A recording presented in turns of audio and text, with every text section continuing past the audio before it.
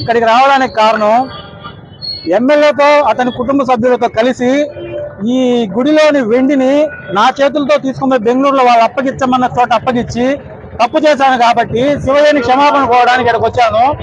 ఈ నెల 13వ తేదీ ఎస్పీ కార్యాలయంలో నేను ఫిర్యాదు చేయడం జరిగింది. ఇక్కడ చేసిన ఇతను అవినీతి వెండి పైన కానీ నాకు ప్రాణహాని ఉందని కానీ అతనికి ఎస్పీ గారికి నేను కంప్లైంట్ చేయడం జరిగింది. ఇక్కడ జరిగిన వెండి అవినీతిపై ఇంతవరకు ఏ అధికారి కానీ స్పందించి ఒక కంప్లైంట్ కానీ ఏం జరిగిందని నన్ను విచారించడం కానీ ఎటువంటిది జరగలేదు.